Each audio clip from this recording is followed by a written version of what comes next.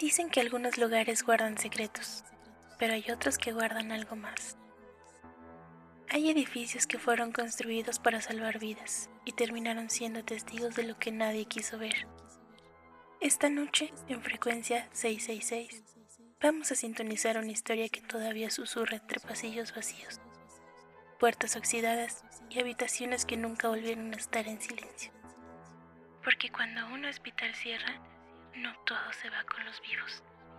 Prepárate, apaga la luz y si estás escuchando esto solo, tal vez quieras revisar que no haya nadie detrás de ti. Yo soy Dani Ríos y estás entrando a Frecuencia 666. La señal ya fue activada.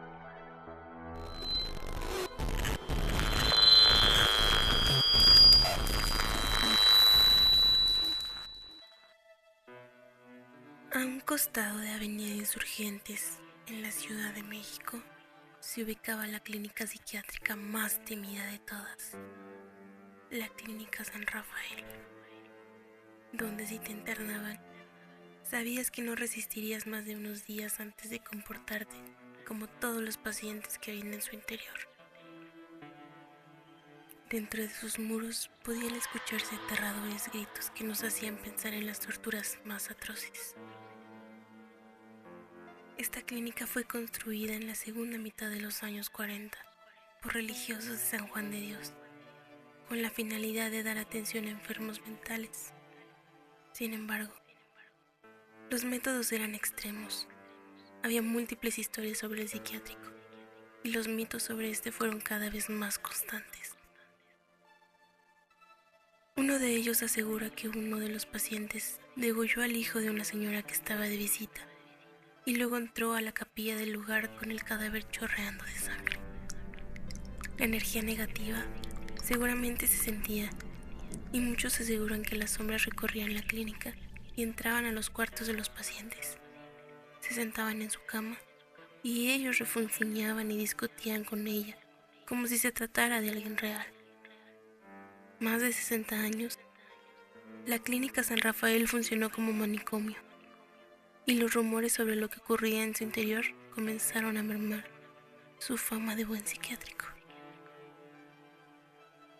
Por su conexión con la orden religiosa, algunos aseveran que, más que un tratamiento estandarizado para pacientes en crisis, se practicaban intensos exorcismos para sacar a los demonios que provocaban la locura.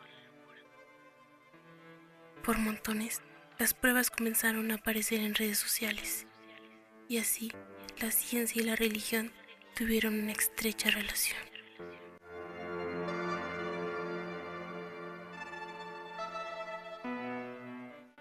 Los lugares donde se recluía a personas no estables o diagnosticadas con alguna enfermedad mental fueron un semillero de una locura diferente. Una locura más aterradora, sin límites, satánica, lista para dañar y hacer que los pacientes se curaran, entre comillas, con remedios que consideraban infalibles para volverlos a la vida. Pero esos remedios solamente los dejaban el resto de sus vidas con un hilo de salivas que escurría por las comisuras de sus labios. Uno de los casos más polémicos fue el de Mario Cantú, el hombre que encerrado y torturado sin siquiera necesitarlo. Aseguran que fue su madre quien después de una riña pidió a los enfermeros que se lo llevaran. Anestesiado y desorientado, se encontró en el interior del lugar sin poder hacer nada por salir. En una entrevista del periódico El Día, Mario Cantú narra los terribles sucesos que ocurrieron en su estadía. Antes de entrar al sanatorio, la vida de Mario no había sido sencilla. Siempre con el yugo de su madre y sin dejar que se independizara de su hogar. Después de que las palabras no pudieron sosegarlo, su madre consideró que sería buena idea las terapias de electrochoques. Así, el 10 de septiembre de 1980, unos enfermeros lo sorprendieron y se lo llevaron. La dirección: Insurgente Sur, 4177, en la Ciudad de México. Tiempo de encierro: 18 días, que parecieron años enteros.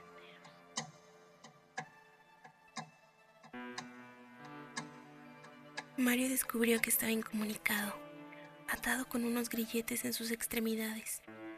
Un hombre le colocó una diadema metálica en la cabeza y la electricidad recorrió su cuerpo. Muchos más como Mario estaban en la clínica. Personas de las que alguien se quería deshacer. Personas sin memoria, extremadamente drogadas. Los empleados los atendían con amabilidad y preguntaban por su salud, pero sabían que estaban ahí sin necesitarlo. Los electrochoques los hacían olvidar. Algo más se apropiaba de ellos. Eran menos independientes, casi sin personalidad. Esos pacientes vivían por vivir. Aquellos que antes estaban sanos, después de estar algunos días internados, lucían distintos. Eran personas nuevas, personas que parecían vegetales con piel humana. Los religiosos, quienes pareciera que deberían hacer el bien, ignoraban lo que sucedía y formaban parte de la estructura turbia del hospital. Cantú regresó a casa y tuvieron que pasar 5 meses para que recordara que quería abandonar su hogar. Sus padres se encargaron de reprogramar sus comportamientos y quitarle aquellas que parecían ambiciones vanas. No solo los electrochoques fueron parte del tratamiento de los reclusos de San Rafael. El aislamiento, la incomunicación, la asfixia por dióxido de carbono y tormentos psicológicos constantes con amenazas recurrentes para hacerles lobotomías quirúrgicas.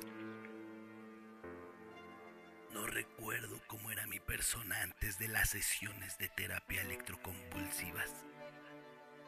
¿Cómo me van a reponer 15 años de andarme arrastrando por el piso, con insomnio permanente, sufriendo la incapacidad de concentrarme más de 2 horas?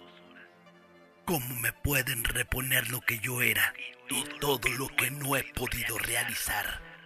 Comentó Mario Cantú en una entrevista realizada por Excelsior.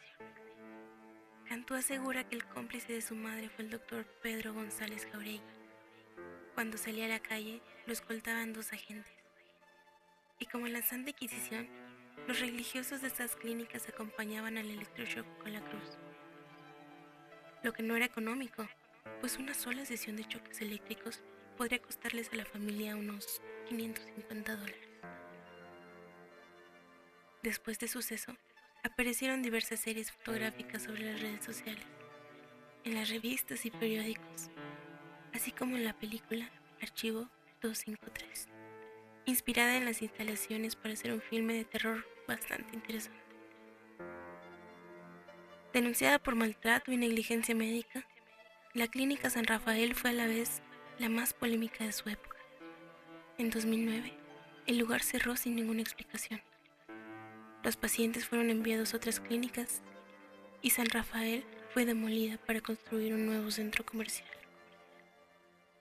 Algunos aseveran que fue destruida para que los murmullos de los crímenes en su interior dejaran de resonar, aunque nunca se podrá tapar el sufrimiento que hubo en este lugar, donde reinó el vacío y la muerte.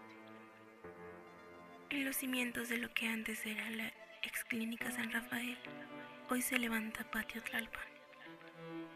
Hay algo inquietante en los centros comerciales de noche. No es el silencio.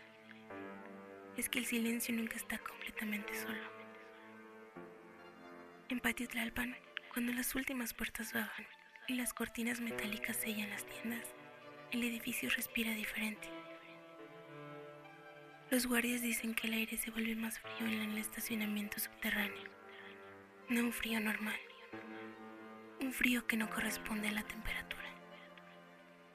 Las cámaras del circuito interno han registrado fallas repetitivas entre las 3:17 y las 3:23 de la madrugada. Siempre en el mismo punto, en el pasillo que conecta con las escaleras eléctricas apagadas. Una noche, un supervisor revisó el monitor y vio a una mujer parada en una tienda cerrada. Vestía algo claro, el cabello le cubría el rostro, no se movía. Pensaron que alguien se había quedado encerrado. Cuando los guardias llegaron al lugar, no había nadie. Pero el piso estaba húmedo, como si alguien hubiera caminado descalzo. dejando marcas. Marcas que no iban hacia ningún lado. Empezaban en medio del pasillo y terminaban frente a la pared, sin puerta, sin salida, sin explicación. Un empleado de limpieza renunció después de una semana. Dijo que mientras trapeaba el área, cerca del estacionamiento, escuchó que alguien le susurró su nombre. No un grito, no un eco, un susurro directo al oído. Volteó y no había nadie, pero el carrito de limpieza estaba al fondo del pasillo, donde él no lo había dejado. En Tlalpan, una zona con hospitales antiguos, casas viejas y terrenos que alguna vez estuvieron aislados del resto de la ciudad. Hay historias que no están en ningún mapa y lugares que nunca olvidan. A veces solo esperan. Dicen que si te quedas solo en el estacionamiento después de las 3 de la madrugada, puedes escuchar pasos detrás de tu auto, lentos, arrastrados. Y si cometes el error de voltear, no verás nada. Pero al subir al coche y revisar el retrovisor, verás a alguien sentado en el asiento trasero, sin rostro, observándote. Porque lo que habita ahí no necesita ser visto. Solo necesita que sepas que está y que nunca se fue.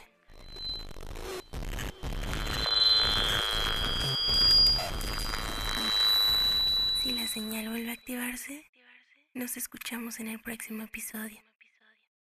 Buenas noches, si es que puedes dormir.